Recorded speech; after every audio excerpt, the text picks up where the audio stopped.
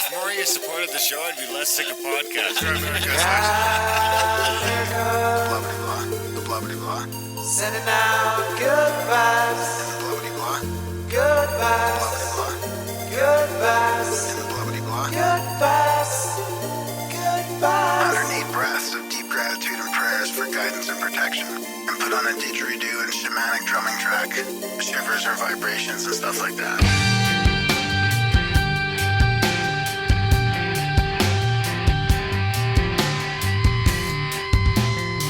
America.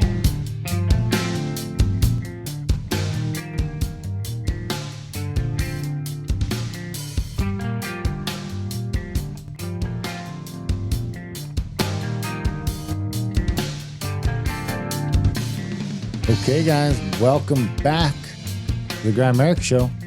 Coming at you this week with Todd, Elliott, the Cunning farmer. Fun show about farming and magic and all that kind of fun stuff. And then, of course, we got everybody's favorite podcaster here, Graham the Catman Dunlop. Whatever the fuck is going on. I mean, the cats were all over the place for the last show. I know. Fuck, I gotta just get them out of here. They're taking over the place. You know what it is? Zeus has got his day, and I don't know if your cats do this. They have a cycle where they wake up and they want attention and they want to play. It's like usually between 12 and 2, 12 and 1:30. Zeus gets all needy. Well, one cat, the kitten, it's not a kitten anymore, but it just always wants to play. It's always just fucking around. It's like wants you to chase it or pick it up or do something. Yeah. Fun cat. Yeah. This is a fun chat. This is a fun chat. Yeah. Like I love this book too, is the Cunning farmer, Agrarian magical practices, mythology and folklore. I mean, it's kind of what's needed.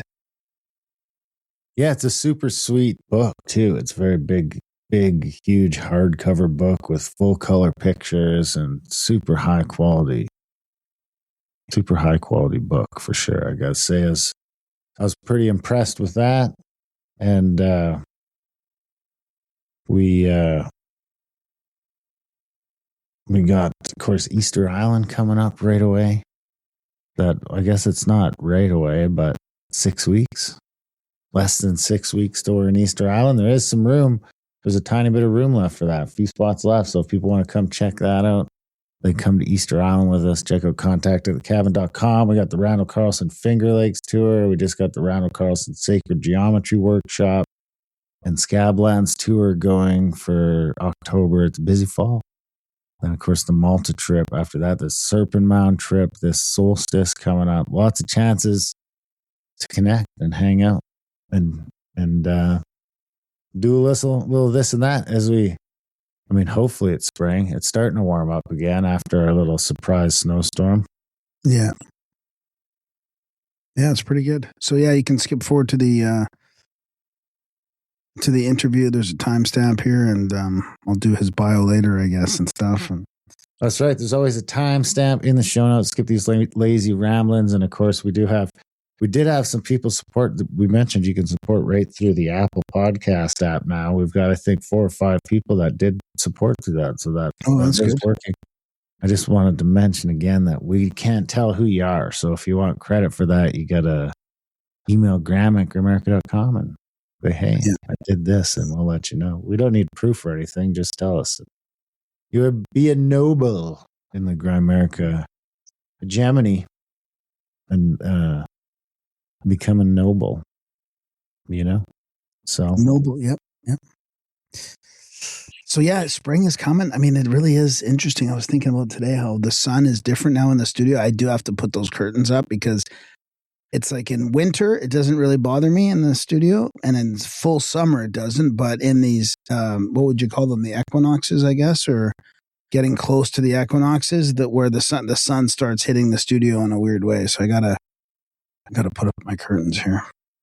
What is it? 11 days to the equinox? Is it on the 21st?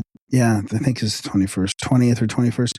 But it's this feeling of spring. Like I can tell and I can sense it, and I'm looking forward to it like more than ever. Just living in the prairies where it's just so much snow and winter and darkness. Like I'm really looking forward to the spring. It's been pretty nice here. I mean, it is nice. The days are longer. There's only 5 days left to ice fishing season, so probably get out at What do you least. mean by that? What do you mean by that? Why does that end at a certain time? Because they start spawning. Oh, So they'll spawn for a couple months, and then the season is closed for about 2 months. From March 15th to May 15th-ish, something like that. And then but that's okay, because we're probably a month away from the snow geese getting here. So there'll be, spring season doesn't last as long, but it is a good 3 weeks, maybe a month if we're lucky, hunting geese again before the summer. oh, really? Eh? It's not that long. No, and then summer you got camping, and spring you got fishing and all that kind of stuff. So we're just about there. We're like a month away from being there. Yeah, it's all happening. It's all happening. Got through the darkest parts of winter. Well, it's like the Cunning farmer was saying, like Todd was saying, there's so much about in these ancient practices and in farming where you're watching this, measuring the seasons, the changes, so you know when exact, because things have to be somewhat precise, with the vegetables and the farms and the wheat and all that stuff. And we're through the darkest days. We're through it. Almost at the equinox. I mean, you really notice the difference in the days this time of year. It's just like bam, bam. Every day you're gaining several minutes. It makes a big difference. So good times. Made it through another harsh Canadian winter. I guess hockey season's over soon. It is. It's over way faster than I expected. I think it's the end of March. I only have a couple games left. I really enjoyed it, got into it, but it's gone by fast now. That's it. It's just gone. That's it. Is it playoffs? No, not for us. No. So then that's it. Then that's it. I think by April there's nothing. What? What's your plan to stay in shape in the I never stay. I never got there. I mean, that's the problem. I need to get there in the off season for next season. That's my plan. There you go. I don't know. I've been doing a little bit of weights and stuff and some squats, but I mean, I got my Bowflex, which is handy. I got on some creatine now too. Oh, good. Reading all sorts of stuff about how it's good for your brain. So yeah, can't hurt. Try it out. That's good. Yeah, exactly. And then, of course, I've been working on this stupid flood map. What do you mean stupid? It seems really cool. Out, I mean, dude, so the first day I got so much done. Of course, there's a flood map that I've been trying to program with AI, because you and I have always been looking for a map where we could drain the oceans out and fill them up and do these sorts of things. And we found one that was just kind of all right, but not really. The free features weren't that great. So I paid $10 so we could do that one show with it. And it was still like you couldn't get into satellite mode and stuff like that. So I was like, well, how hard can it be to build this thing? And then, so with the AI, so I used Claude. I was using Claude, and the Claude one was interesting because it gave me it just gave me files right away to upload onto these different sites and try out, the GitHub and Versal and these sorts of things. And it took some back and forth, and then I gave up on Claude, I think mostly because I ran out of the free portion I could use, and I wanted money. And I'm like, fuck, I'm already paying for GPT. I'll just transfer this over to there. So I just transferred. I had to make me a thing so I can get my other one up to speed. Got going with that. And dude, I got to say, I had to go to Mapbox and link all these layers and do all this stuff. But it was like a tutorial the whole time of sort of how to do it. It's sort of like a create your own tutorial is sort of how I'd put it. It's because maybe there's a tutorial out there, but if there is, I can't fucking find it. And it's even less likely that I can follow it. But I can follow these tutorials because it's step by step. Go to Mapbox, do this, link that, get GitHub account, do this. Like that. So in the first day, maybe not. You made a lot of progress, and then it's getting all the fine tuning, which is going to be super challenging. Yeah, within the first day, I had it so that it would flood like flood map, working good, happens fast, and I had the cursor working, so you get the live cursor update wherever you go. It'll say how deep the water is and how deep it is before the flood and after the flood. But then if you went out into the deep ocean, it wouldn't say nothing. Just say 0. Like as low as it would go is 0. It wouldn't go below sea level. So that's where you had to import the bathymetric data, or Yeah. So then I tried getting into the drain side of it to drain the ocean down a little ways. And that was a fucking, no matter what you did, it just drained the whole ocean. And I was like, well, what the fuck? And it's like, well, there's no bathymetric data. So it doesn't like Google Earth. None of these things, they've got all the elevations for everything above ground. But by design, they just don't have the under the ocean elevations, at least not the ones I had access to or whatever. So I went on Gebco and downloaded all of these huge data sets, like 10, 11 gigs worth of data sets. Which ain't a lot if you're not on fucking Starlink. But when you're on Starlink, it all takes forever to do this. So download those, re-upload those onto... I was going to do it on our server for a minute, and I was like, I better not. Better not fuck with our server. Our server's working. I don't need to, because now you're starting to run scripts through it. And I was like, I'll just $5 a month. I can get this other one. So I started building on there, uploaded the data sets to there. And then that just fucking broke everything. And then since then, it's been like a struggle to get everything working again. It's like copy code. It's like, this works. No, that don't work. No, this works. And then I had it all working. And then I started putting in, because I'm putting in the asteroid impactor. So you can pick a spot in the ocean or on land and pick the size of the object coming in. And it'll give you the crater size on land. And in the ocean, theoretically, the splash size? I haven't technically got this to work yet, but it should give you like the highest hypothetical extent of the water.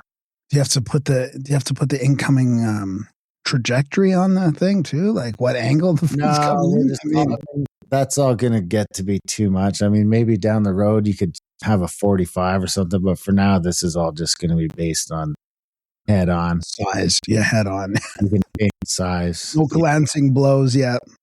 No glance. But the thing is, once you got it built, you can start to build on top of it. So, I mean, I've got it back to the point now that the entire flood engine is working again. So the flood works very well, just like flood Ben map, Davidson, kind of.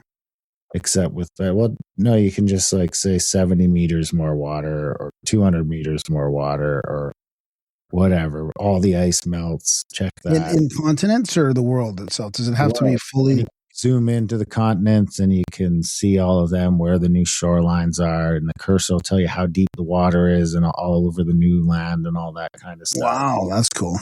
So that's all working. And now I'm just working on the back end of it. So now the back end will be like draining the oceans, which I think will go a lot quicker now that that this is working. Theoretically, that should go quicker.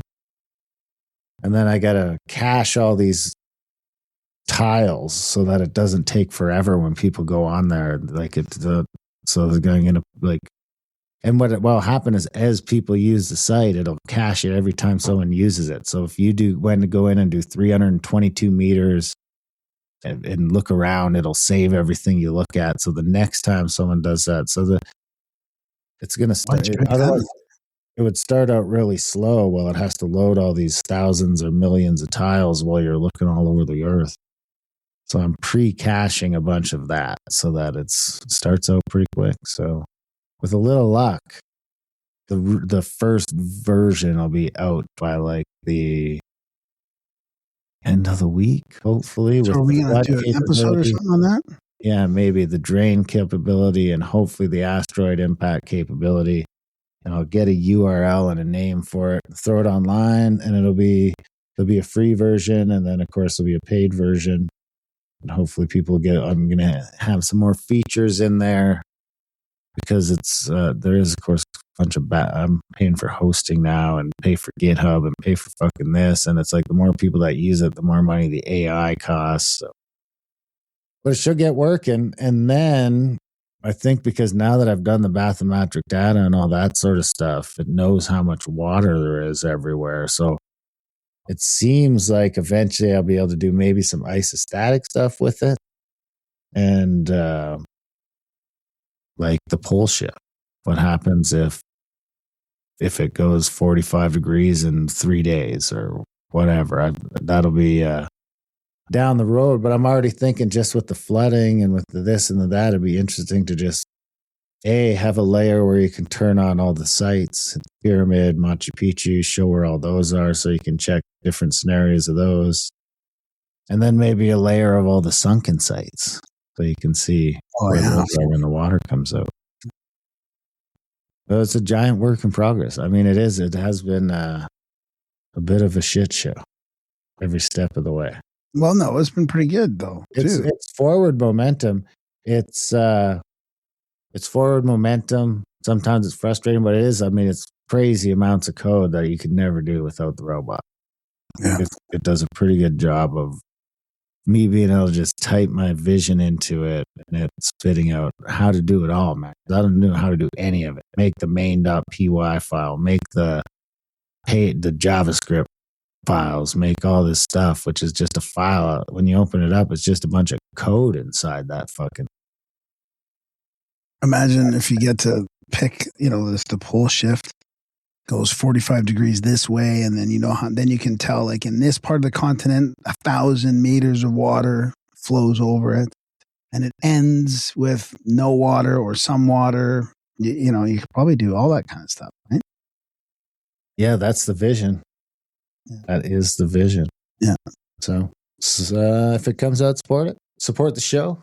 Allow me to do this kind of stuff instead of having to go be digging ditches. Working for the man. And keep the show going. Keep the show on the road. Gramerica.ca/support. We're trying to get everyone to sign up for just $1 or $2 a month and really change the game. Or make a one-time donation if you can't do that. And we do have some people to thank. We have Menardas & Co. LLC came through with $40 one-time donation. Nice. Thank you. Yeah. And then we have a new $1 a month subscriber, Justin Cole. Answers the call. Thank you, buddy. We appreciate it. Oh, that's not one. We got some new nobles in the house. Some new nobles in the house. I think that's it for this week, but we'll have some more for next week, hopefully. Keep the momentum going. Gramerica.ca/support. Sign up for monthly. Make a one-time donation, whatever you got to do. Come on a trip with us. It'll be fun. We could have a lot of fun coming on a trip with us. We switched over to Riverside, too, so let us know how that's going. Yeah, we should have better audio. We think. Yeah. Maybe it's worse. No, I think it's better. It seems better. I hear it better from my side. Yeah, let us know if you notice a difference. We've left StreamYard after a couple of years of fucking around over there and then them just continuously raising the price. In the end, they wanted $400 a month. US. And then they wanted to... we were going to quit then and figure something out on the fly. And then they gave us a little buffer period where we could stay on our current payment for a bit and then go to $400 a month. So we spent that time building alternatives.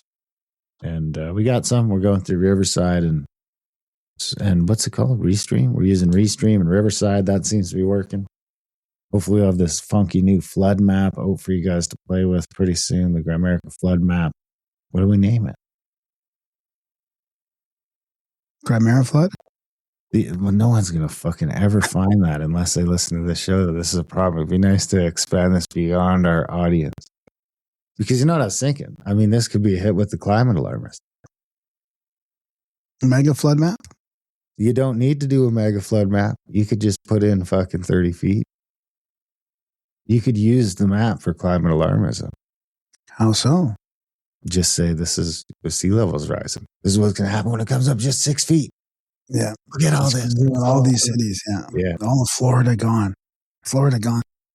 So what I'm thinking is I'll make it so if you want to look at it in satellite mode, so you can get the real climate alarmism in there and say, look at Manhattan, fucking Times Square underwater.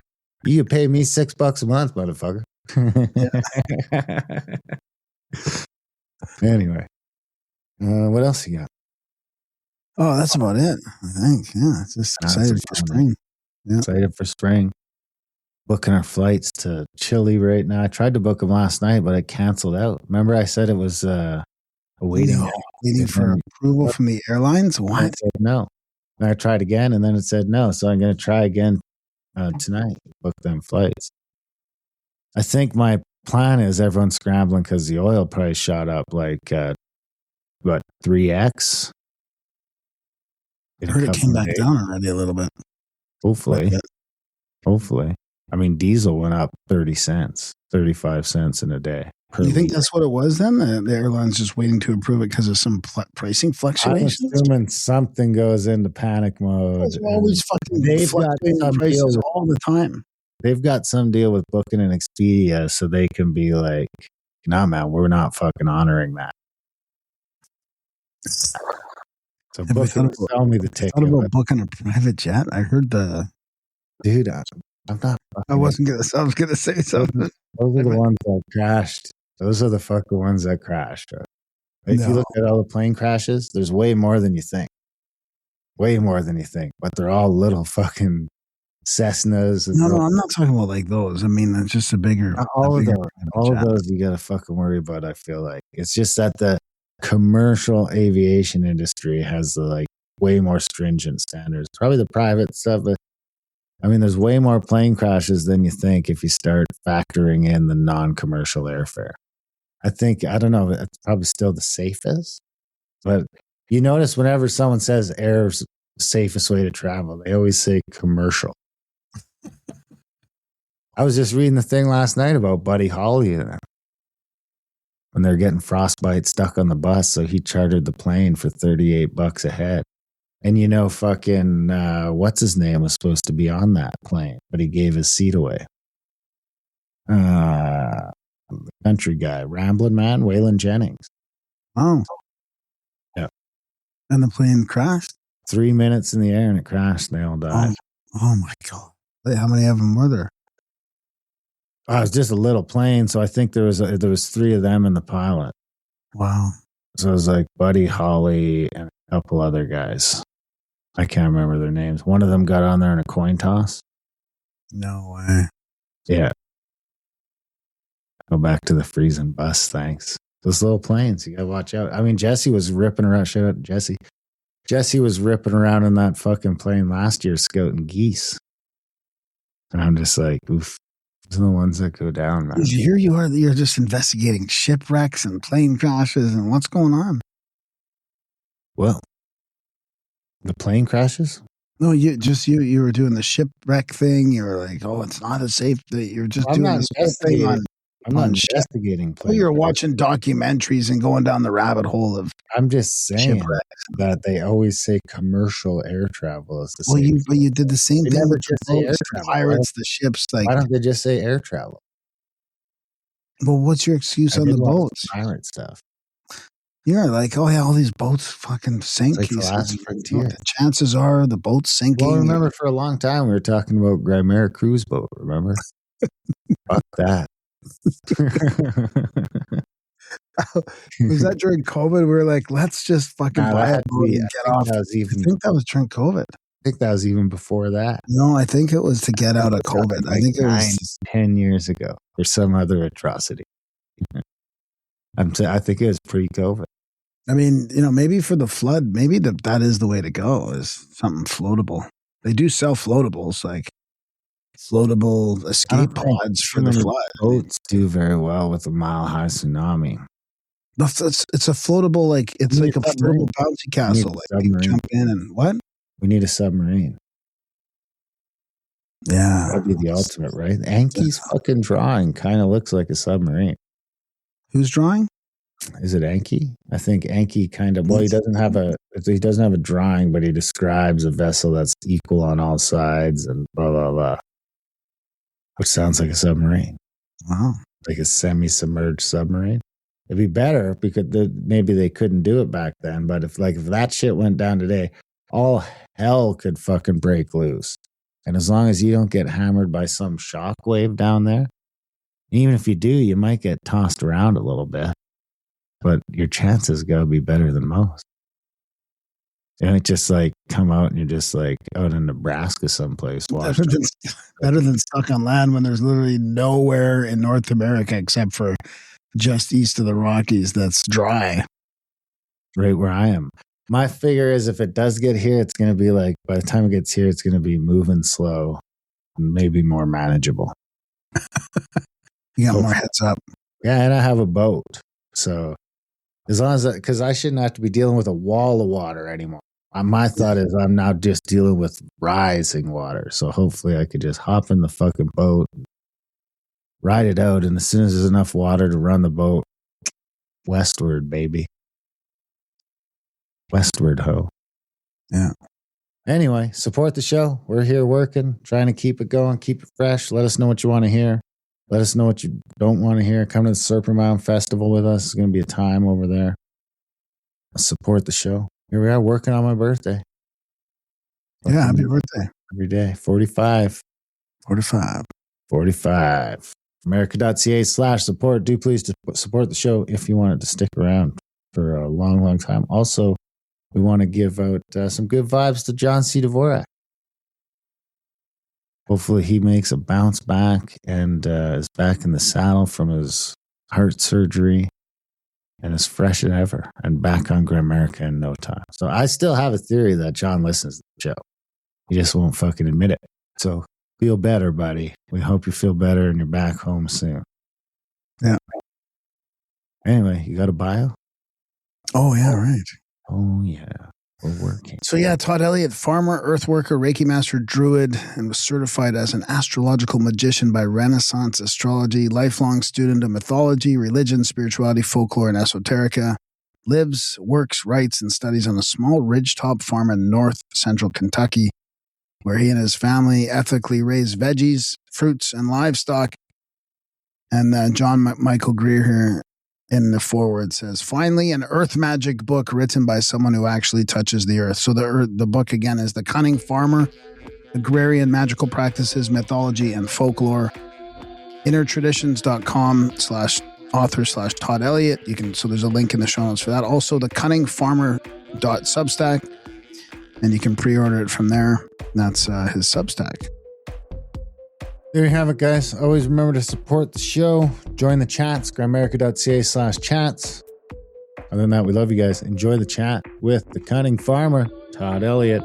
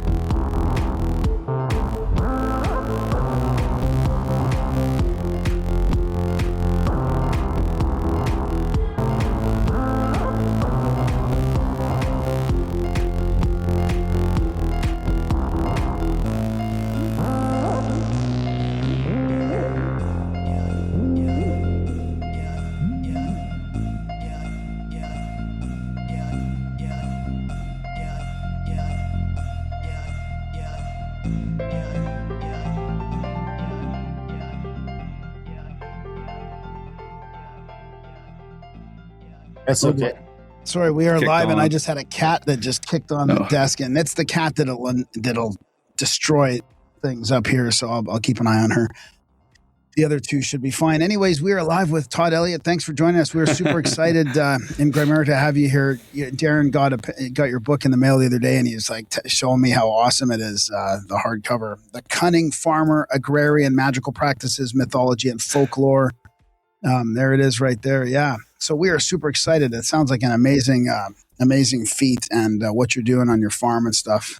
Really looking forward to chatting with you. So welcome.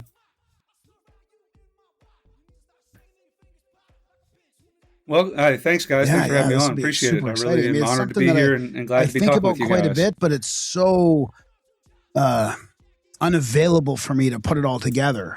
So I'm going to dig into your book and read it. I moved into a small town in the middle of the prairies, and so it's just a lot quieter and I keep thinking about sort of magical practices in the earth and watching the sun and where it goes and stuff like that. I kind of want to build like an addition to my house that gives me a bit more of a view. And it reminds me of Randall's work a little bit too, that he talks about sort of geomancy and setting up the sacred center in a property. So I want to ask you some questions about that. But I mean, it's really interesting how you put all these different traditions together into this. So I guess let's start with that. I mean, like, you know, why put it all together in a book like that? How have you been doing it yourself? Greer says in your he wrote the foreword to your book, finally an earth magic book written by someone who actually touches earth. So you're obviously deep into it. Yeah, it was really kind of him to write the foreword. That was so great. And to be so kind. Let's see.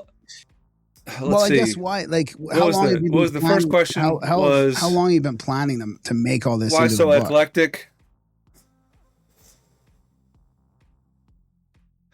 Oh God! Well, I mean, I had the genesis of the idea when I was in my early 20s, and I'm 53 now, so it's been 30 years kind of in the making.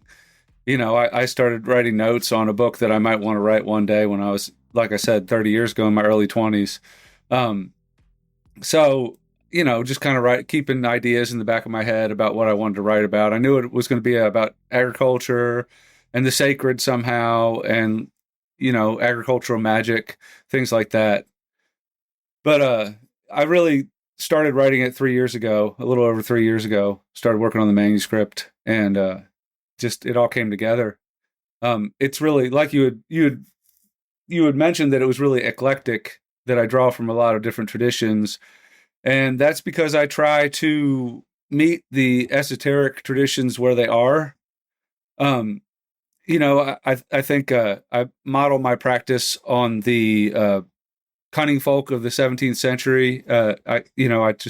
That's where I got the word the cunning farmer. And those were like sort of rural or artisan or agricultural magic practitioners who they'd be astrologers. They would be, they would do a little high magic, angel magic. They'd do divination, try to find out if your neighbor lost his cow, they might go to the cunning man to figure out who stole him or where he was or where she was or whatever. They would do folk magic, earth magic. They would do a little bit of, you know, mediumship and talking to the spirits of the dead and the spirits of the land. So that's really where I draw my inspiration from. Specifically, a really eclectic background. From all over? No, I really got into reading Owen Davies. What's that book called? Popular Magic. Right. And he focuses on the British Isles.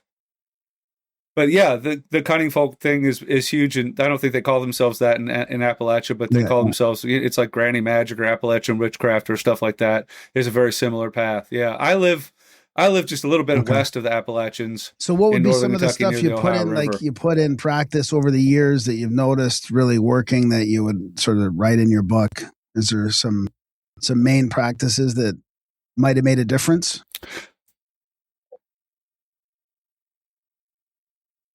Yeah, I try to do lots of petitions and lots of offerings to nature spirits and to nature deities and things like that. I go out to certain sacred spots on my farm, and I'll leave out, you know, I'll leave out some cornmeal or some tobacco or some beer or some wine or something like that for the spirits, and I find that very, very helpful, very meaningful, just as a personal spiritual practice. I try to celebrate the turnings of the year. We do a little ritual for the beginning of our planting season at different points in the season for harvests and the summer solstice and the equinoxes and things like that. I practice astrological magic, which is where I find a time when the planets and the moon and the stars are all aligned to make talismans to help our personal life here and also our agricultural endeavors. Does one sort of come first? Like, did you get into the magic side of things first, or did you get into the farmer's thing, or how did those two come together? Because I guess the ancients probably took that sort of stuff for granted that we don't even really think about anymore. Yeah, I talk about in the book, agriculture has always been tied to magic until recently. It was something you wouldn't want to just put your seeds in the ground without making sure the gods and the spirits were ready to help you out, because there are so many things that can go wrong with a planting. I mean, there's so many factors. There's the weather, of course, and the seasons and the insects and the animals, and all kinds of things can go wrong with a crop. So you want to make sure you have everything working in your favor. But on a personal level, I have always been a nature lover. I've always been, especially since I was a child, I was obsessed with getting out to the woods and getting out to the fields, and whenever I could, get it down to a creek and catching, crawdads and snakes and turtles and bugs and butterflies. I was at elementary school. I was infamous for running around the playground with a butterfly net rather than playing football like the other kids, which can you imagine probably didn't make me that popular. But I got to be me. So that's what I did. And then as I got older, I moved out of the city as soon as I could. I grew up in Philadelphia, which is a great place to grow up, but I couldn't wait to get out of the city. My friends and I went camping in the mountains whenever we could. And then as soon as we could, we moved down to Kentucky, which is a long story how we got here.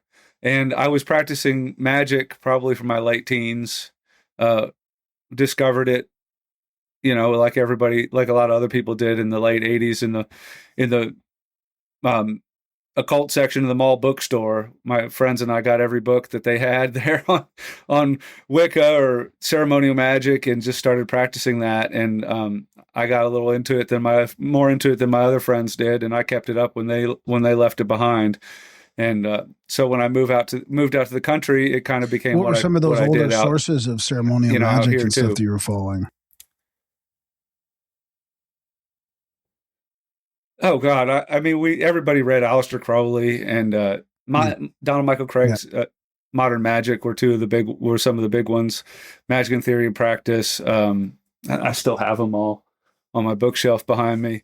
So things like that. It was mostly, but also Wicca. I was into, Golden Dawn. A couple different books on Wicca were pretty informative to me.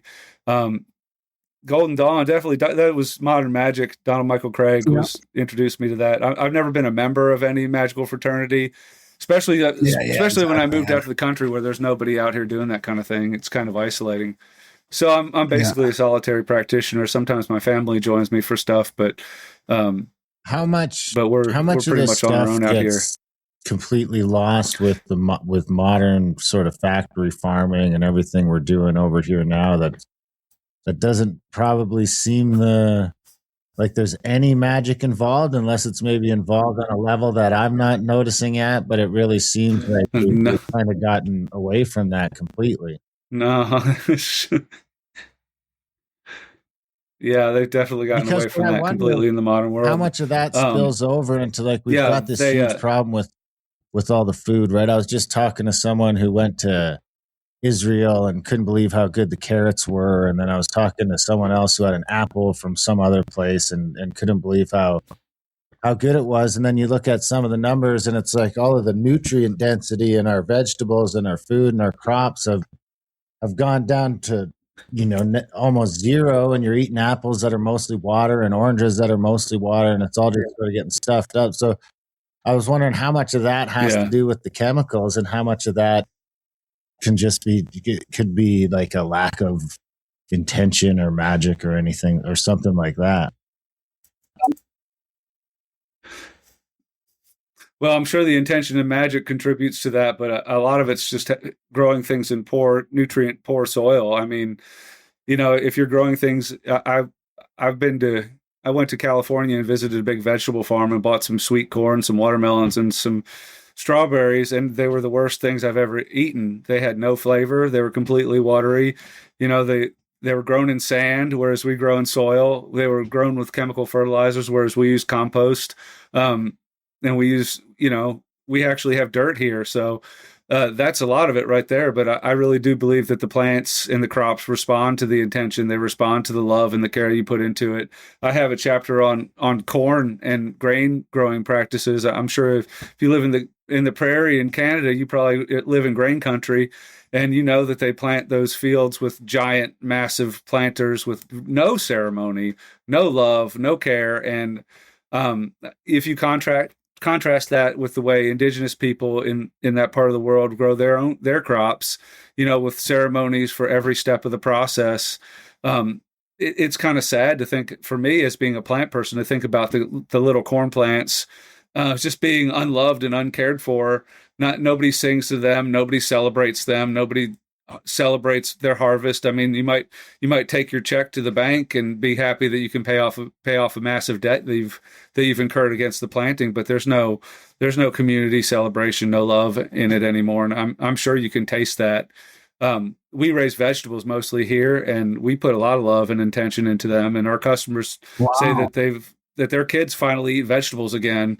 When they, kids are famously not into vegetables, and families will join our CSA and our kids just love it, and they never love vegetables. The interesting part is there's so much science now around intention and the water, and like even just your physiology and in a state of gratitude.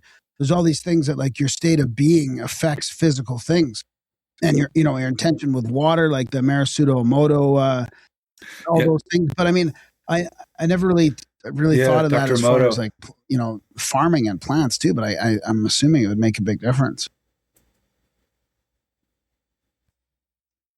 Yeah, it does to me. I mean, first of all, it's a very spiritually meaningful practice for me to try to put intention and love into the plants. Personally, to walk around the fields and try to broadcast love and good vibes and healing energy to the plants, and to do ceremonies to help the plants grow. It's a spirituality and a religion almost for me.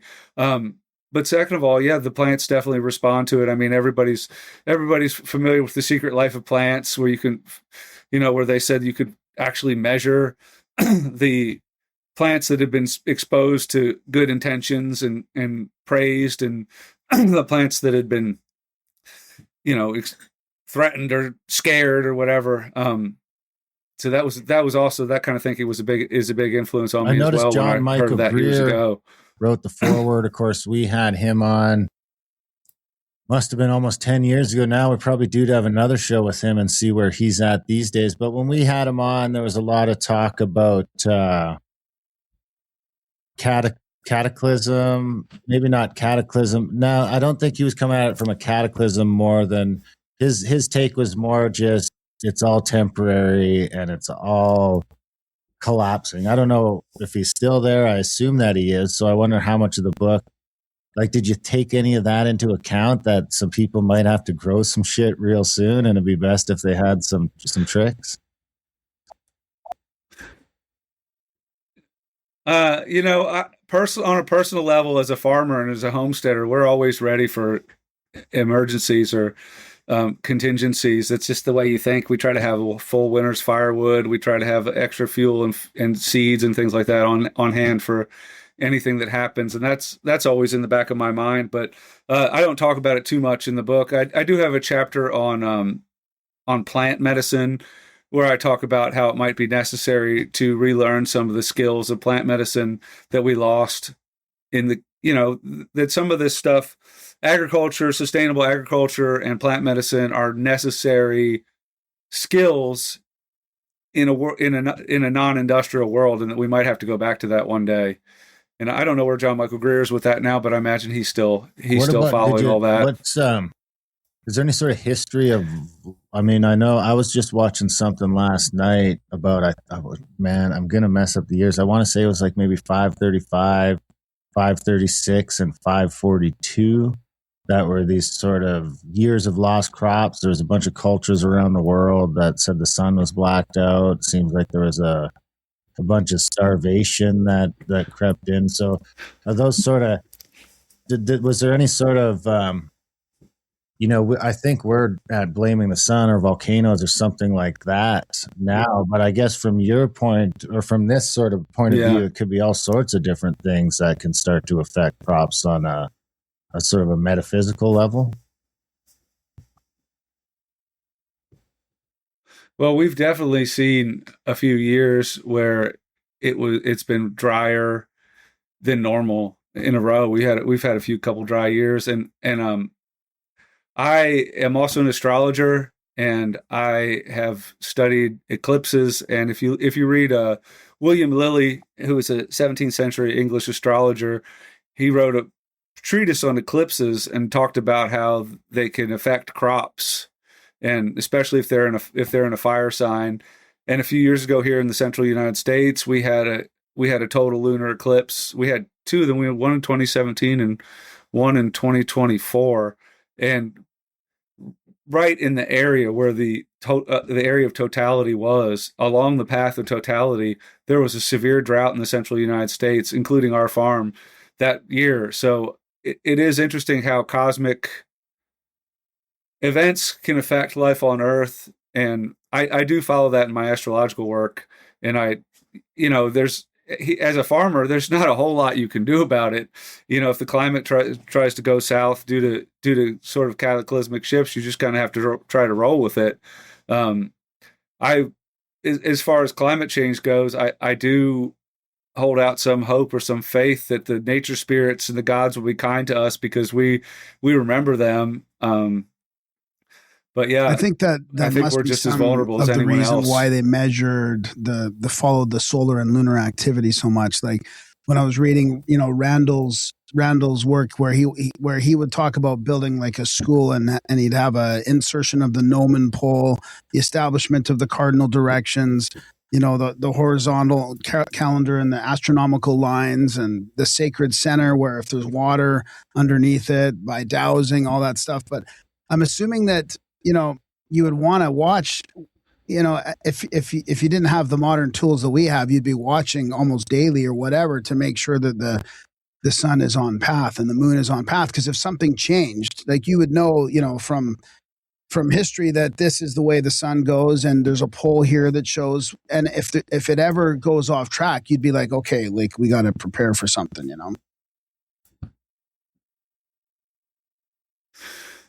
I mean, it seems like agriculture and some sort of astronomy naturally go together, and that as soon as a culture develops agriculture, they start to develop astronomy.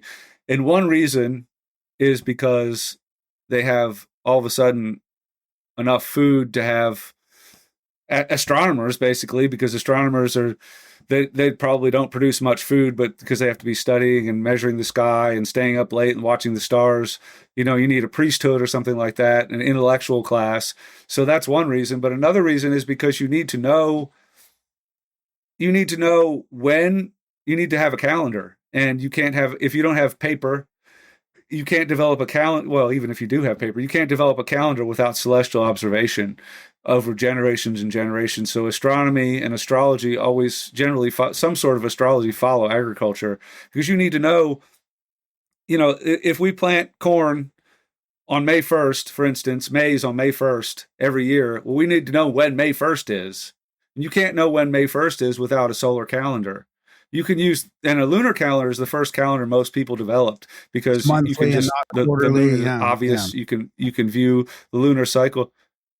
Yeah. You can count the number. You can count the moons, and a lot of cultures have names for the moon. The hunter's moon and the harvest moon and all that. But eventually, because the lunar cycle doesn't correspond to the solar cycle exactly, you get your lunar calendar off. So some years will have 12 moons and some years will have 13 moons, and you could have your planting date 2 weeks too early, which would be disastrous. You'd waste precious seed, or 2 weeks too late, and then the bugs and the weeds might get a jump on your crops. So you have to have some pretty precise measurement. That's why all over the world they have these solar lunar observatories like Stonehenge, or even here in the United States, not too far where I live, we have the Hopewell Earthworks in Ohio, because that's essential. If you're gonna have crops, if you're gonna know where you are in the wheel of the year, you have to have that stuff. And as far as cataclysm goes, I imagine some people were, if you look into Hamlet's Mill, we've read the book. There's I don't know if you're familiar with Hamlet's Mill. Yeah, okay. Well, supposedly they believe that people had folk memory of the entire cycle of the Platonic year, the Great Year, where the pole shift goes around the 12 signs of the zodiac, and with that, when that happens, you have climate change, and you have a slight change in the declination of the sun, which causes uneven heating across the globe and climate change. And then you have the Malinowski cycles, I believe they're called. I don't know a whole lot about it, but maybe. yeah, ancient people would have figured that stuff out. Did you notice Milankovitch, yes. Did you notice any difference between the northern hemisphere, the southern hemisphere, equatorial? Like, it seems to me like some of these practices would be a lot more maybe sacred when you get into the northern hemispheres and into the southern hemispheres, where you've got real consequences. Yeah, I was going to ask that question too. At the equator, you kind of got, I'm sure I don't live at the equator. I'm sure there are some other rules, and maybe the equator is not the best example. Maybe it's like a little ways off of the equator where you get into like the South American rain. You just get to these parts of the world that are overflowing with food and all these things that you got to assume agriculture would almost be taken for granted to a certain extent. Well, I mostly concentrate on the northern hemisphere because that's where I live, in the middle latitudes. But I've been to the Yucatan Peninsula in Mexico several times, and I'm really interested in the Mayan culture as well. And I know that their farming cycle is very seasonal. Like, although they don't have the massive temperature fluctuations, they do have a wet season and a dry season, and things have to be done at the right time. The maize has to be planted. They do what they call swidden agriculture, or slash and burn agriculture, where they will clear a section of jungle. That has to be done at the right time, because that has to correspond with the beginning of the dry season, so they can burn the forest, and then the planting has to be done so it catches the rain, and the harvesting has to be done before the rain season really sets in. So there's a whole timing to it, even though they live closer to the equator and the seasons aren't so extreme. The seasonality is different. It's more to do with the water cycle, and the people there, the traditional people, famously did develop a pretty precise calendrical system, and they have the what's it called, they have two calendars. I want to say the long count. They have a 360-day, 365-day agricultural year, and then they have the long count and the short count. Yeah, gosh, I'm forgetting all my facts. So I wasn't ready for this, fellas. Yeah, I've written a couple things about this, but because that's based on a 18. That's based on a cycle of 20 days and 18. It's based on a different cycle. It doesn't exactly correspond to the solar year, their sacred calendar. I want to say it's the Baktun. The Baktun sounds right. I can't do it without. Yeah. Well, that's one of the words. That's one of the time periods. But I'm blanking on the name of. They had several different calendars, but one was a solar calendar that had to be readjusted by actually observing the stars and observing the sun. So some of the sites in the Yucatan, there's a place called Zibilchaltun, which is in the north of the Yucatan, where they have a temple that lines up with the spring equinox that probably would have been used to recalibrate the calendar to the solar cycle for planting the sacred corn. So it depends on where you're at, depending on how you would use your astronomical measurements and stuff. So like for you mentioned May 1st, which also, I guess, would be the same in the old traditions in the UK and stuff, Maypole, May Day, all that kind of stuff. Is that because it's right between the equinox and the solstice, or like why May 1st? No, I was just throwing that out there. But yeah, that is about the time we like to plant maize around here, corn around here. Yeah, definitely. And it is when the soil is warm enough. I mean, a lot of agricultural crops, it's just when the soil's warm enough, when the weather's warm enough, when things have settled down enough. We're not going to get a late frost. A lot of our crops are really tender. And people use, what is that called? Phenology, where you look for signs in nature that it's warm enough to do certain activities. The famous thing about oak leaves being as big as squirrels' ears, you can plant your corn. No, but it makes sense because if you didn't have an actual calendar, you'd be looking for that time that's before the you'd be looking at the signs before the equinox and after the solstice, right? I mean, it would be kind of. Yeah. Yeah. or after the equinox and before the solstice. Oh, sorry, Yeah, after the definitely. equinox and before the Because the solstice. solstice will Yeah. be too late, you know. Yeah. Yeah, and the equinox will Which be is too early, so you many. want to find that sweet Yeah. spot in there. Yeah, and a lot of our Yeah. practices are like traditional pagan Yeah. practices How does come from Northern Christianity fit Europe. in with all this, especially in the States and well, the farmers and the agriculture and Christianity? I mean, can this fit in from a Christian perspective as well? I mean, do we have like a weird view of Christianity where in old Christianity would have been able to follow this a little bit more, but now that it's modern, or do you have any views about that at all? That's a good question. Yeah, I probably have a few views about that. Uh, well, so a lot of traditional Christian groups use the liturgical calendar, like the Catholic Church and the Anglican Church and the Eastern Orthodox Church have what they call liturgical calendar, which really is based on the planting year. If you happen to look at it, Christmas Christmas occurs around the winter solstice. Easter occurs around the spring equinox. I mean, that's not a mistake. Um, Most of the work is done, or most of the crops are planted by Pentecost. Um, most of the festivals, most of the major festivals happen in sort of the agricultural off season.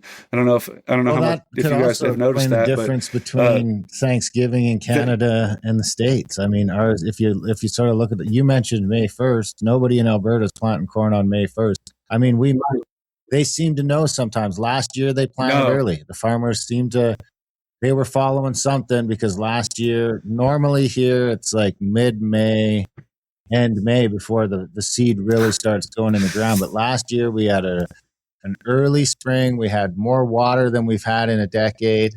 Looks like we're going to have the same thing this year. But those farmers were out there earlier than usual. They were out there last week of April, first week of May. But you mentioned Thanksgiving, and your Thanksgiving is like 6 weeks later than ours. And I would argue that your harvest season is probably 6 weeks later than mine as well.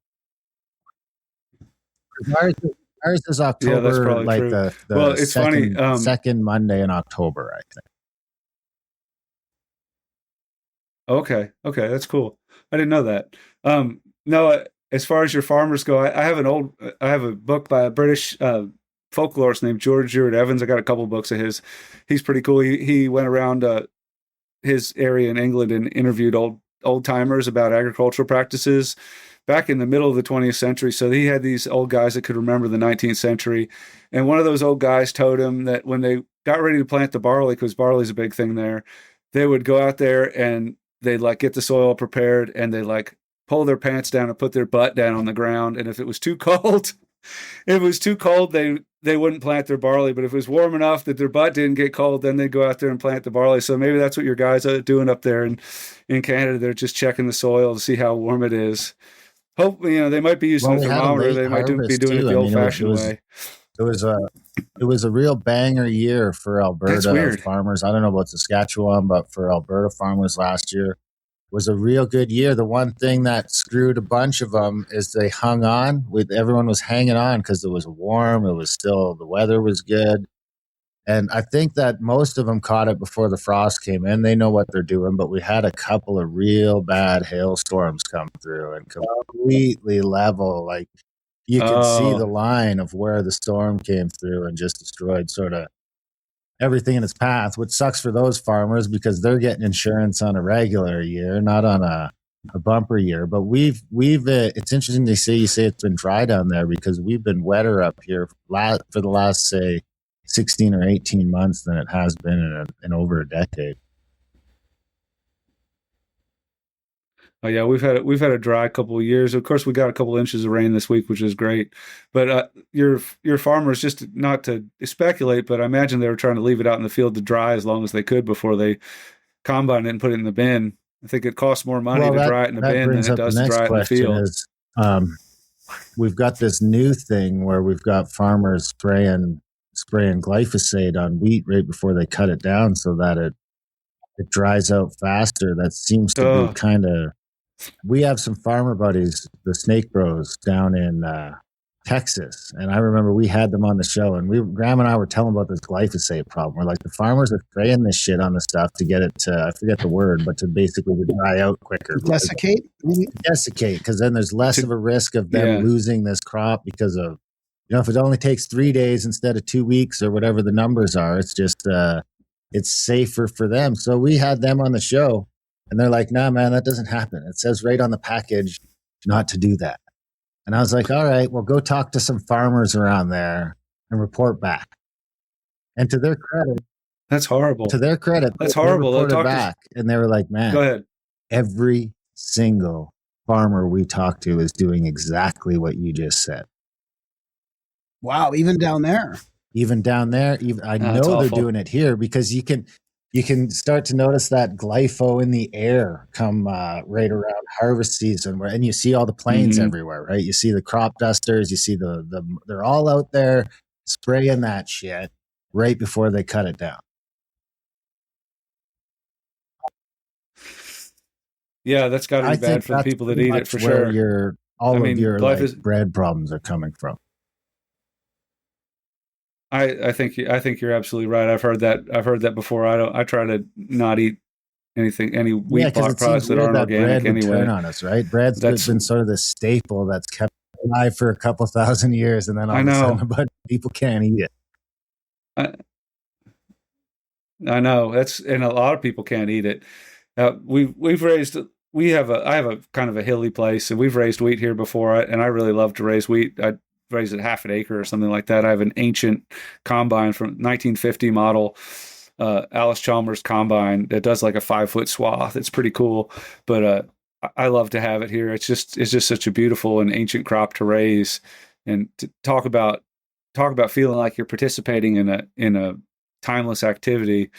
Just to sow it and to harvest it. Saves the world in the end. It's pretty amazing. Because here they're not growing any of that, man. Like where I am, I'm in Wheatland County. So where I drive out, like on my way to go fishing, I'll drive by fields that are 10 miles by 10 fucking miles of nothing but wheat. As far as you can see in the horizon, and every single direction is wheat. But none of it isn't that Monsanto shit. There's none of it. I mean, maybe there is. Maybe the Hutterites aren't doing it, but even if they tried, it's gonna get everywhere anyways, right? Even the people that certify organic are getting shit sprayed from all over the place. I pulled up the Mayan calendar when you talked about it on my Chat GPT. It says the back tune was 144,000 days, a cat tune 7,200 days. A tune 360 days, a unal 20 days, and a kin is 1 day. They had two different calendars. They had a sacred calendar and a civic calendar. I was trying to remember the names of them. The two different calendars. One's the Hob. Then the Hob. That's it. That's the civic calendar. That's the 365 day calendar. Consists of 18-20 day month. And then they have a Zolkin sacred calendar. And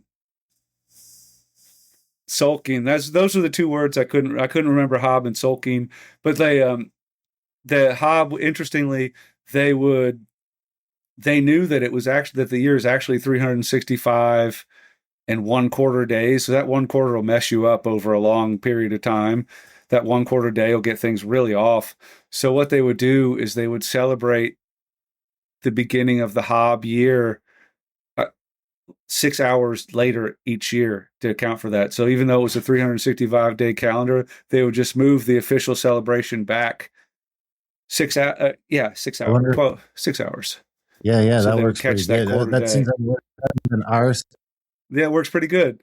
So they wouldn't have to have a leap day like we do. We have a leap year every 4 years, unless it's on a zero, or unless it's on a zero. But if the zero is on a triple zero, then it still counts. Like there's this whole like weird system behind it. The 360 day thing is interesting though, because we've had a few people on. We do shows on ancient history and all that stuff, and this 360 day year keep coming up. Did you come across anything like that? Because we've also got this weird procession thing going on at the same time, and you wonder if that could affect how many days of the year they were going to at some point. Because how do you make up 5 days a year if you're doing a 360 day year? Well, the Egyptians had 5 days that didn't count, 5 intercalary days they were called. And it took them a while to figure out that quarter day thing too. So their calendar got off pretty quickly over thousands of years. That 5 days really get your agriculture off kilter. The Egyptians often actually used the stars for most of their more precise measurements. But even that, because like you said, the precession of the equinoxes, you lose the stars move backwards 1 degree every 72 years or something like that. The fixed stars against the pole star the position of the sun. Yeah, that's the wobble of the Earth's axis that moves the pole star. So yeah, I have run 360 was a number in Mesopotamia. Of course, they all knew, they were all good enough astronomers. They knew that wasn't exactly right, but it's a sacred number.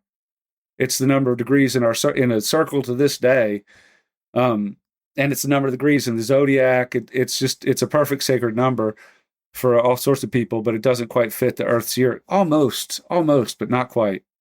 So they had to add those days that don't count. Also, it's got the magic and the stuff in it. Is it also sort of like a practical guidebook to someone for, like, is this something someone should have in their pantry when they're planting seeds and stuff like that? I've got prayers in there that people can read for planting seeds. I've got practices in there. Yeah, it's got some basic practices and some suggestions for further reading and study. I'm really trying to communicate a worldview of resacralizing agriculture, and that's my major contribution. But I have all kinds of suggestions, hints, and places you can start in there. It's a big book. It's 500 pages, so there's something for everybody in there. And you asked me about Christianity a while ago, and I don't know if I got to answer you, because I do take that up in there. I feel like a lot of our Western esoteric tradition was carried through Christianity in the Middle Ages and the Renaissance. And I think a lot of people who identify as pagans want to throw the baby out with the bathwater and get rid of all that Christian esotericism that we find in the books of magic from the Middle Ages. I think that's a mistake, because that's what we're dealing with. That's our esoteric tradition. That's the real thing right there. And to throw it out and try to reconstruct something as if it never happened is sort of dishonest. If people want to do that, I support them. And people have all their own relationships with the divine and the sacred and their own background. And a lot of people have had horrible experiences with Christianity, and I can certainly understand that. But in my own work, I don't entirely throw it out. But I do honor the pagan practices and the more earth-based practices as well. Yeah, that makes a lot of sense. That's kind of why I was asking, because I appreciate the modern resurgence into Christ, not so much the church, but into Christ, and some of the ancient practices that would fit in with kind of more of the esoteric stuff, like the book and all that. So it's I think that's a really interesting view. Yeah, I try to. I mean, I feel like I don't identify as a Christian, and although I was for a long time, and I was raised an Episcopalian, which is, you guys probably know what that is, being Canadians.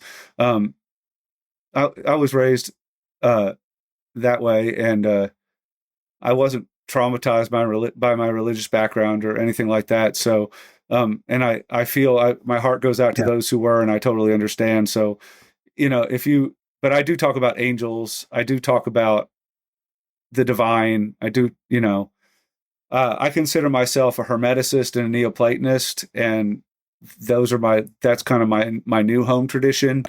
And so I come at the divine and angels from that direction rather than from a Christian direction. But it's part of our tradition, and I honor it and respect it. Speaking of Platonism, I was going to ask you, I have a really weird question, off the ball question, but have you ever played around with sacred geometry as far as like dodecahedrons at all, and using those as a tool of focus, or even putting them in the farm or in the gardens or anything like that?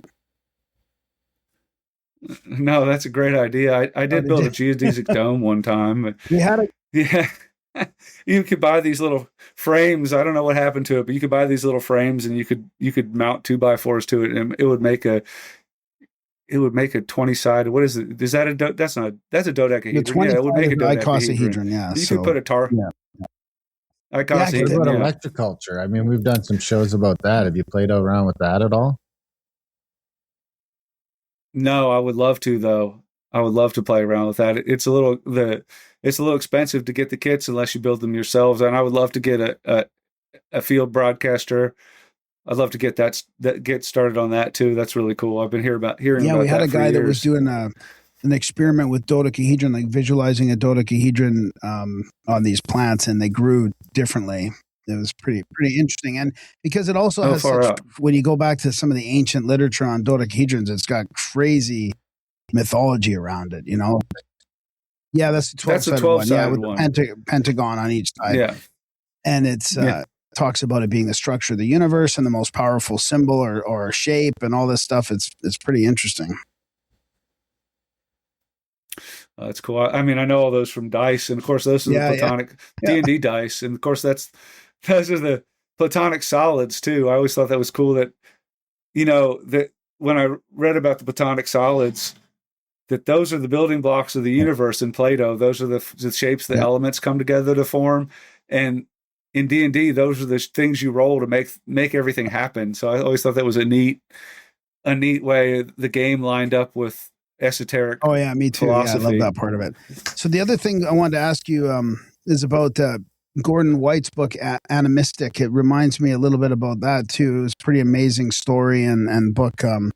So I guess animism would that be sort of like an underlying philosophy of the way you look at your farm and definitely. And I love Gordon White's books. I haven't read Animistic in a while, but as far as my philosophy goes, that's definitely a huge part of it. I mean, I think we live in a living cosmos. I think the stars are intelligent. The plants, I think there's communication on all levels across everything is sort of telepathically connected, psychically connected. I think that's how this stuff works. I think that's how astrology works. I think that's how magic works. I think it's how spirituality functions. I think my work is to try to connect us back to the living cosmos. I love it. Yeah. As well. It's weird because the same thing has sort of happened with the meat industry, right? We used to hunt our meat and be thankful for it, and there was sort of a reverence to it, where now it's just sort of pretending we're friends with animals until we kill them, and pretty horrible environments for the most part. You can see where pretty horrible. We sort of lost that entire relationship with food. Yeah, definitely. I mean, we raise some animals here, and we try to give them a good life. But there are some people that are trying to bring the sacred back into butchering too. I think that's really great. I'm going to talk to a guy next week down in Virginia that does that. I'm interested to hear more about what he does. The way we treat animals, and around here, hunting's a huge thing, and deer hunting, and it's my relationship with the white-tailed deer is kind of complicated. They're one of my biggest agricultural pests, but hunting them is really restricted. I'm not allowed to do it. except for a couple weeks out of the year, and of course that's not when they're causing trouble. Some of my cropland is on leased land, and other people have the hunting rights, and I'm not allowed to get rid of the pests. They're eating my crops, so do you hunt? It's a little difficult. But, because if it was your land, you're allowed to. Because I was watching something, I think it was Jeff Foxworthy, maybe his place. He's got some sort of farm someplace. He's doing something, and he was saying he has to kill. I think 160 deer a year he has to cull, otherwise they'll take over the place. So he's got a whole operation set up where he's like killing them, butchering them, and donating them all. Oh, he's allowed to do that? Oh, that's great. Yeah, no, I have occasionally killed deer during hunting season, but it's not really my thing. I have freezers full of beef, and my family aren't great eaters of venison, so it would be me, and I can only eat so much. But I rely on my neighbors to do most of the hunting, which I think they could probably do a bit more. I wish they could do more. I wish they were allowed to do more. It's really restricted here because they want to keep it. They wanted to keep it fun during the season. Well, you asked me about animism, and I wrote this thing up the other day, which I liked so much that I put it on my notes app. If you don't mind me reading to you, I said, in the West, our animist cosmology was shattered long ago, bit by bit, by many historical forces, chiefly by the adoption of what we may call disenchanted modes of perception and epistemology. These were imposed by violence on our ancestors and later by them after those modes were internalized. What remained was carefully hidden within the esoteric traditions that have come down to us from ancient times. Together with practices judiciously and reverently learned from modern traditional peoples, the First Nations of the world, these practices can help us, the spiritual orphans and vagabonds of history, to find our way back to a relationship with the spirits of place and with nature as a whole. So that's kind of what I think my work is about. And I think the animistic traditions of our ancestors, like I said in the quote, were hidden within our esoteric practices, within our magic, basically. The idea that there's communication with spirits of the land and of the winds and of the trees and of the waters and of the cosmos, of the stars, is possible, and that things happen when you communicate with those forces. That forms the background of our esoteric traditions, and that is basically, from what I understand, animism, of a sense. Yeah, I like it. Is there anything else in the book that you think we should cover? Any other main chapters, main parts about it? Or even your Substack as well. Well, I do have a Substack. I publish a blog. I try to write astrological forecasts about once a month. I also try to do something on folk magic or mythology or nature spirits or something like that also a couple times a month. Folks can check me out at the Cunning Farmer at substack.com. I have a website that we're trying to get online in the next couple of weeks, which is thecunningfarmer.com. Folks can look me up there. The book is available from Amazon or Barnes & Noble or the publisher Intertraditions International. And it's due to be released everywhere on March 17th. So hopefully by the time this comes out. I don't know. Is there anything else you guys wanted me to cover? I'm surprised you didn't do it on March 21st. March 20th, when Mercury goes direct again, or on the equinox. Yeah, they got me on St. Patrick's Day. Which is funny because I have a whole chapter on like the serpent in mythology and in magic, which is funny because he famously chased the serpents out of Ireland, which there weren't really any serpents in Ireland anyway. So, which is a metaphor for his converting the pagans, because the serpent has always been a big symbol for pagan cultures, earth-based cultures, for a very long time. So yeah, I have a chapter on the symbolism of the serpent because I think it's important. That because we're going to Serpent Mound for the solstice this year. Oh, you guys, I live 2 hours from the Serpent Mound. The Serpent Mound is fantastic. Have you looked at the second chapter of my book? Talks about the Hopewell and the Adena people. That's awesome. A big interest of mine. Yeah, the symbol of the serpent is in the book, and also the second chapter 2 is about the Serpent Mound and the Hopewell Mounds and Adena Mounds. I feel like one of the major things for me to be connected with the spirits of places, to be connected with the people who have lived on your land before you, and for my place, that's the Adena culture and the Hopewell culture. We're as I said. Yeah, there you go. The Serpent Mound. I would love to see it on the solstice. Of course, I'm busy harvesting garlic. You guys should come swing down to the farm and stop by our garlic harvest on the solstice and come see us. That'd be awesome. It's only a couple hours away. I think we're there from I got to do a presentation on the Sunday, the 21st, which I think is the solstice. So that'll be interesting. And then I'm interviewing the guy there. I keep forgetting his name, Jeffrey, the guy that runs the place. So we'll be doing our event, our Contact at the Cabin event at the exact same time as the Serpent Mound Festival is going on. So we'll be there for the solstice. But can you sort of let us know what you think they went to all that trouble for to make that giant snake? I mean, does that have something to do with the harvest?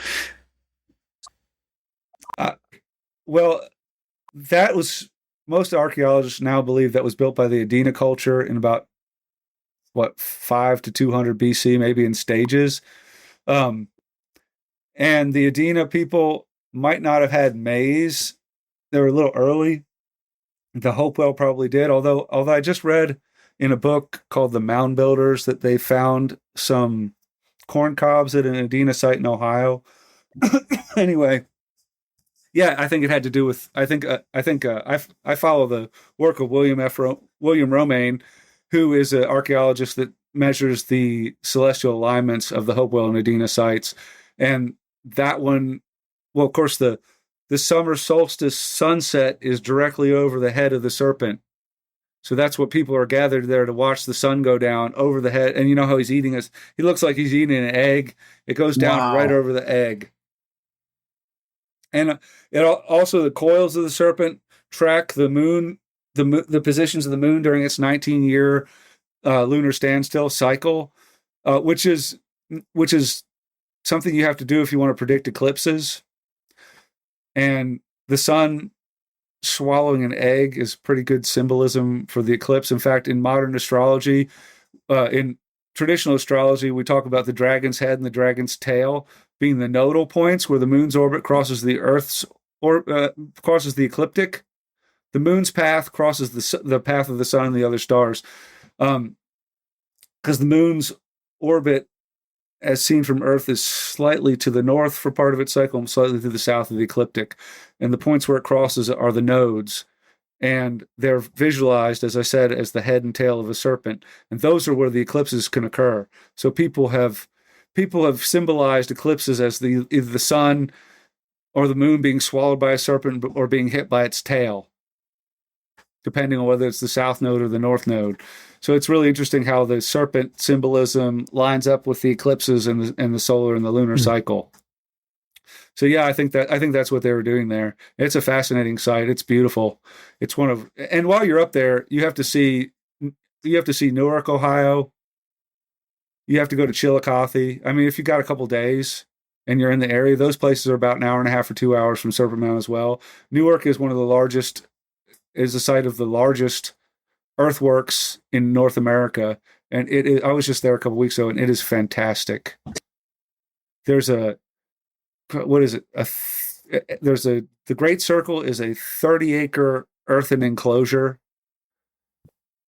that is almost perfectly circular, and it's 1,000 feet across, and it was dug with bone shovels and woven baskets, and about 2,000 years ago. Like it's all in a big crater too. Brad was showing me the outline of where it looks like the Serpent Mound's in a big crater, definitely. Yeah, the Serpent Mound's in a meteor impact site, and there's brecciated limestone there, like you find in the Yucatan. And then the other thing in Newark, which ties into the solar and lunar cycle, is the Newark octagon, and the circle. There's an octagonal earthwork and a circular earthwork right next to it. The circular earthwork is 50 acres, and the octagon is a little bit smaller. But the octagon has breaks in the earthworks where the moonrise at different points in the lunar cycle happens. So it's correlated to the 19-year lunar cycle, like Serpent Mound is. So for some reason, they were making these ceremonial structures to observe the moonrise and the solstice at different. Same with Chimney Rock. At different times. I think Chimney Rock down in Colorado is doing the same thing. Is made to track that 19-year cycle of the moon. Oh yeah, and there's medicine wheels out west in different places. I don't know too much about them. People all over the world were clued into this stuff, and were measuring it because it was so important to know where you were in the wheel of the year. I also think it's scientific curiosity. That's the only way you would know. At some point, people are figured this stuff is changing. They figured out that we're sitting on a planet moving through space, and everything else is moving through space at different rates. And sometime it dawned on some really intelligent people in all cultures worldwide that this was going on, and they got curious and wanted to know more about it. So besides the practical or the esoteric reasons to track it, there's also just like, what is going on here? Have you come across, I got another weird question for you. In all your research and your magic and esotericism, have you come across any significance with the 3 days where the sun stops at the winter solstice and a new moon happening at the same time? Yeah, that's part of your 19-year lunar standstill cycle. That happens once every 19 years, where you'll have a new moon corresponding with the winter solstice, or at any point. And so that's that 19-year lunar solar cycle. I didn't know that. So interestingly enough, a couple years ago, we had a full moon on the summer solstice. I mean, everybody had that. Yeah. But I could tell the moon went down in the same place the sun went down, and the sun rose. It was wild. The moon rose in the same place the sun rose in the morning. It was pretty and that's the northernmost point of the cycle, and then the winter solstice would be the southernmost point in the cycle. So those are the two extremes. Interesting. Do you know of any like magical significance to that, or any kind of ceremonial thing? Or because I did all this research on the 3 day. There's 3 days is referenced in all these ancient books, like a lot of the Bibles and a lot of the ancient texts. It always talk about 3 days. And part of me, there's a bunch of different theories why it references that, but the winter solstice is one of them, where the sun just stops for 3 days. And it also talks about the moon. So I wondered if that meant anything in magic at all, or well, it would be the beginning of a new cycle. Yeah. And it would be a moon in Capricorn, if you're talking about the winter solstice, the new moon in Capricorn. As far as magic goes, I'm not sure of any particular magical significance to it. I'd like to give you a better answer. No, that's fine. Yeah, I should look at it from an astrological point of view and start. It's definitely. The nodal cycle is very important in astrology, in natal astrology, and in all kinds of astrology. If it's where that means if the the 19-year nodal, there's an 18 point. They're all really close to 19 years. There's the Saros cycle, which is used to predict eclipses. There's the Metonic cycle, which is 18.6 years, which is used to align a lunar and a solar calendar. And then there's the nodal cycle, and they're all really close. I could pull out a book and tell you they're all really close together. So on a personal level, on an astrological level, you will have a nodal return every 19 years, which marks a different phases of your life. Like whatever's happening to you now is similar to the themes that were happening. You'll have eclipses in your astrological chart this year where you had them in your astrological chart 19 years ago. So events that happen to you now are rhyming with events that happened to you 19 years ago. You'll see similar themes come up again. So there is an astrological significance to that cycle. And where you have astrology, you also have magic. I think something else that would be worth talking about in your book is, you weave in like the Kabbalah, Taoist principles, alchemy, shamanism, European folk, grimoire tech, all this stuff. Like, how did you make it respectful and coherent instead of like making it like this new age smoothie type thing? And maybe that's worth talking about, all the different things you have referenced in this material. Well, I really try to be judicious and respectful of all the cultures that I've talked about. I try to let's see. I try to acknowledge when I have an outsider's perspective, and there's definitely a lot of traditions that I talk about in there that I have an outsider's perspective, but I try to stick within the Western esoteric tradition mostly, but I do talk about the cultures who have lived on the land that I live on before I was here, before we were here, my culture was here. So I try to be respectful with that too.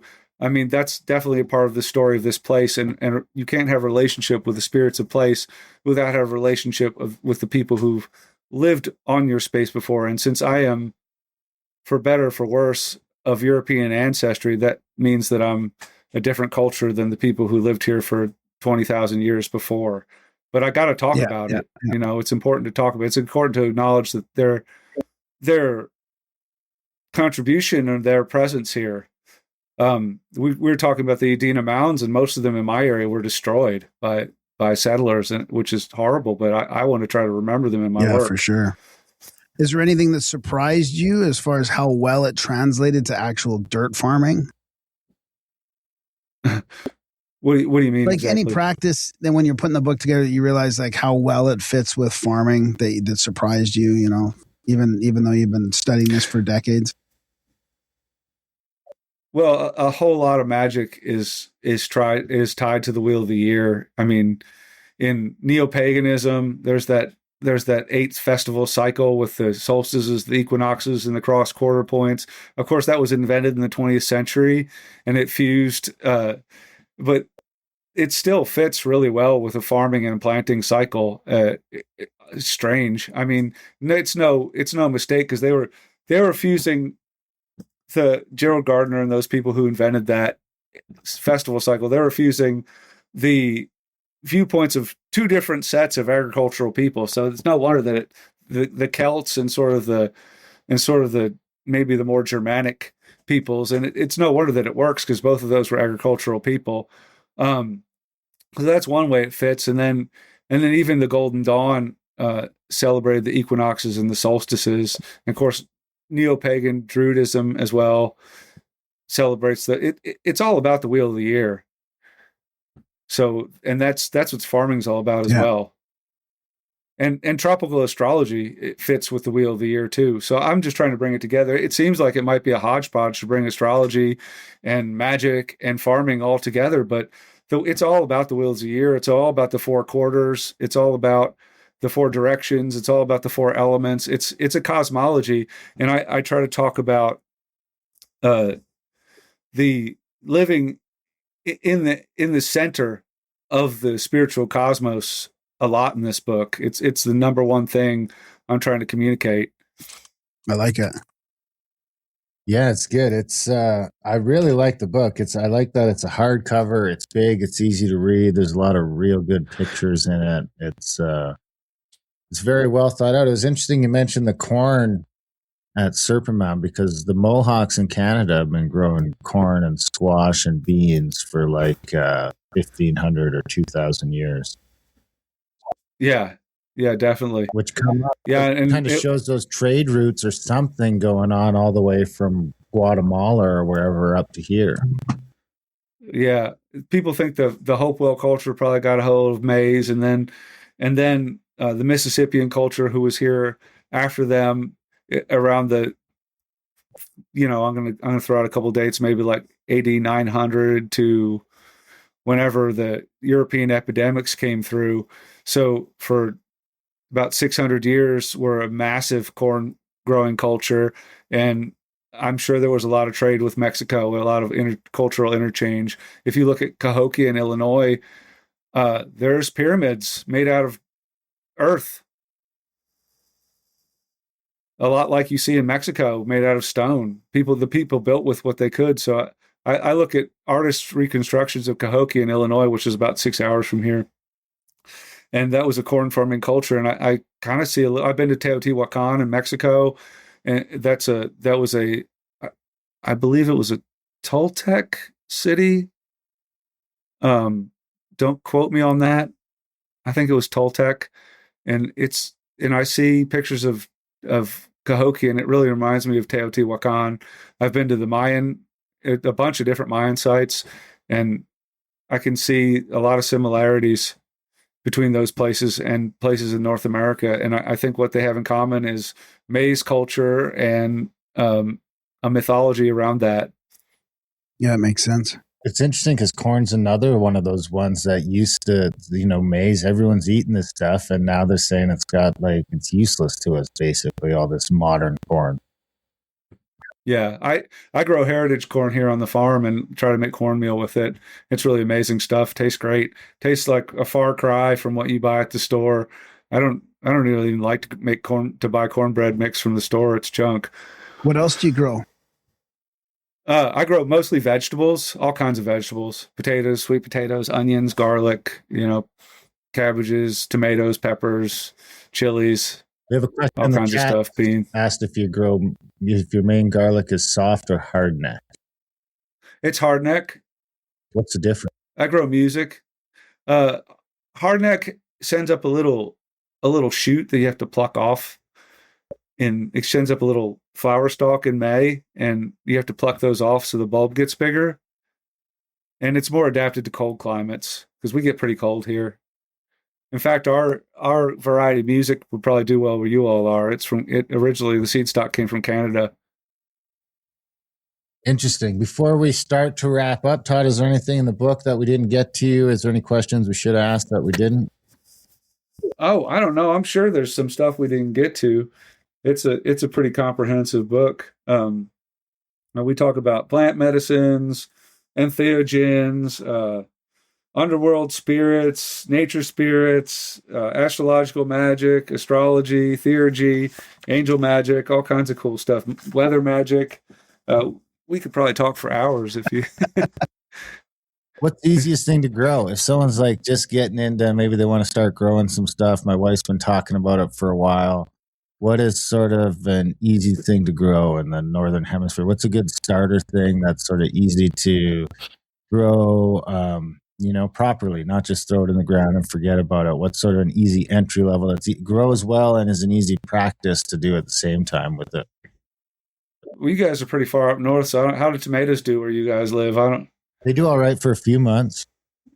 Yeah, well, tomatoes are pretty foolproof. Anybody can grow a tomato. Potatoes are pretty foolproof too. That's a good thing to get started that'd be with. good. Potatoes, yeah. I thought I was reading something that the tomatoes were turning on us. What do you mean? They were starting to change something in their genetic makeup that was making it harder for us to digest.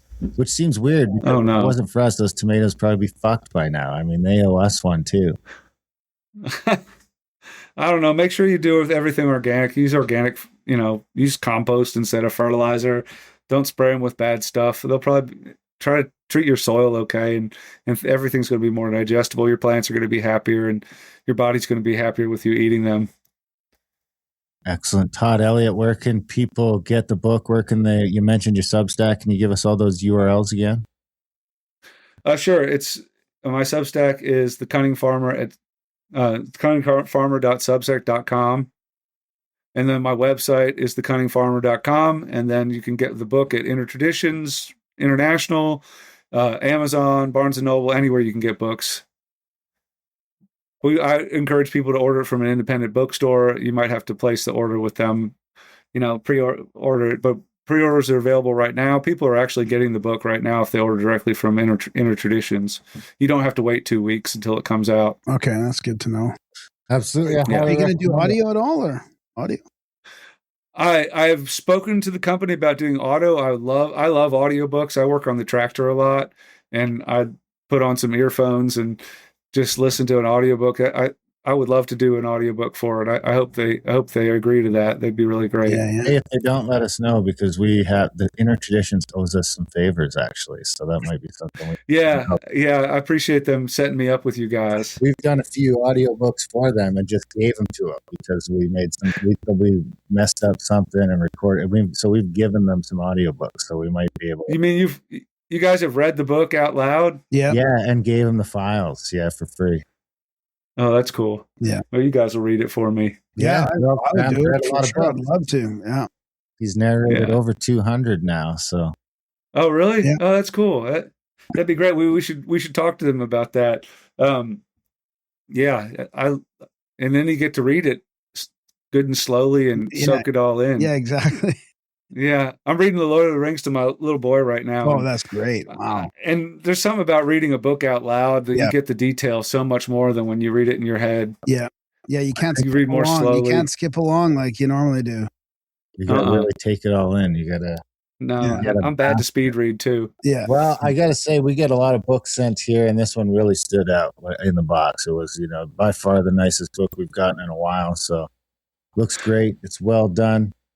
Encourage everyone to go pick that up, and maybe we'll see what we can get that out on audio for you. But Todd, Elliott, this has been fantastic. We appreciate you coming on the show.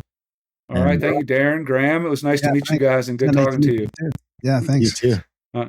Take care. See ya. I don't know what to do now because I haven't done this yet. So. Stop live somewhere. This is our first time on Riverside in many years. Anyway, that was a chat with Todd Elliott, the Cunning Farmer. Big thanks, Todd, for coming on the show. Big thanks to you guys for listening, supporting. If you do, we couldn't do the show without our supporters. Grimerica.ca/support. If you want to sign up for a monthly or make a one-time donation, check out our other podcast, Grimerica Outlawed.ca. Contact at thecabin.com if you want to come to Serpent Mount or one of our other trips we've got coming on. And adultbrain.ca for those 200 plus audiobooks we mentioned that Graham read. Other than that, love you guys. Thanks for listening. And we will see you next week.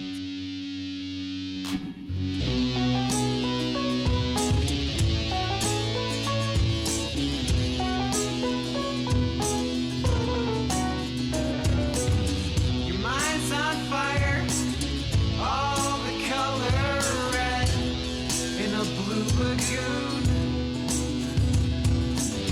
In a storm in Bermuda, you've dive bombed into a seashell swoon. Maybe your easiest dreams make sweet perfume.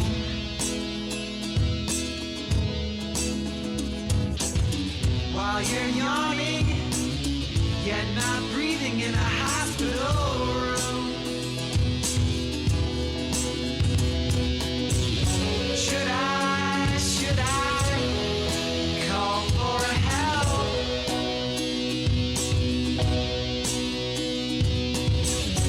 We are drowning in this ocean swell. Let's start from scratch. Quit living these lies and become unattached. The idea of some far-off future is the fuel for your worries. But for God's sakes, time is eternal. Please do not hurry. Please do not fret. Please act now in a way that doesn't lead to regret. Please stop smoking so many cigarettes so profusely.